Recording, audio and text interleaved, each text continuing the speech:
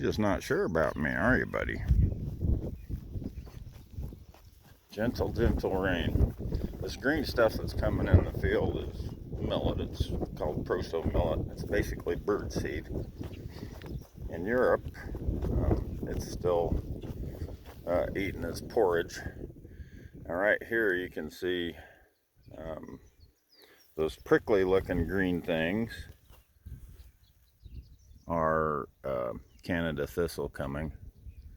And as I've explained before, that comes from farming, and there's some Canada thistle here. And it's a pain in the ass, and I'm gonna have to spray it, and I've already talked about that. I'm just assessing it right now. There's quite a bit of it coming. It looks like one of my best bets. See there, it's tall and getting ready to flower. One of my best bets is gonna be, I have to hand spray it on my side and get just the thistle and not the other stuff. But part of the problem is that he doesn't spray. And he can't really spray when he's got a crop growing here. So I understand all that. But it's a back and forth. And yeah,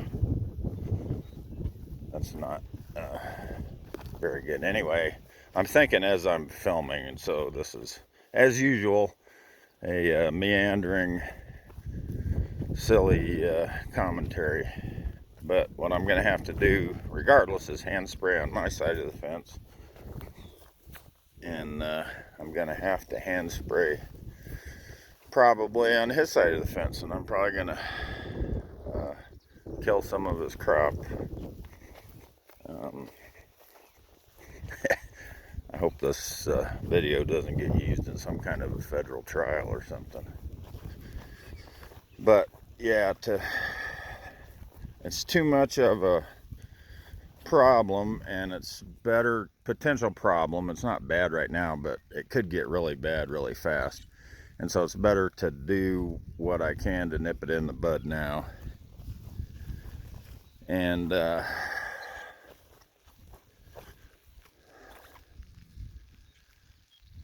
that's what I'm gonna do. So the the big picture holistic approach, not so much approach, but stepping back and looking at the big picture. More carbon in the atmosphere, better rain,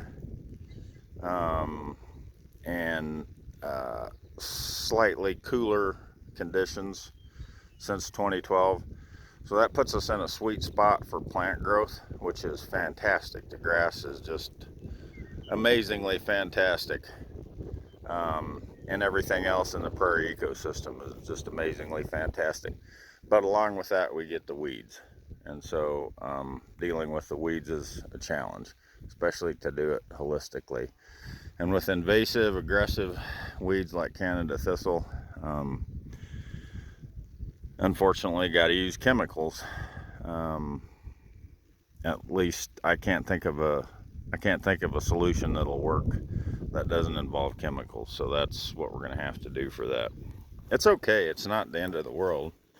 And chemicals are natural because they come from planet Earth, and ape lizards make them. And we're part of nature, whether we like it or not. So it's not that big of a deal. I'd prefer not to use them, but I'm going to have to use them. And I keep repeating myself. This past year, I hammered hard with grazing this spring. I overgrazed it pretty significantly. And there's a method to my madness there. I'm not going to be on this at all next year. It's going to have a complete rest cycle. But we're right at the point now where the cool season grasses start backing off on their rapid growth, and the warm season grasses take over into their rapid growth. So the warm season grasses are going to get a chance to really flourish this year, and hopefully make inroads into this cool season grass. and because we want a mixed prairie. And right now this is mostly cool season, so we want some of the warm season grasses to start creeping in here, and this is one way to do it, to really hammer the cool season grasses. They take a hit, but it's okay, they can take it. And particularly with rest next year, and not being grazed next year, it should work out pretty well.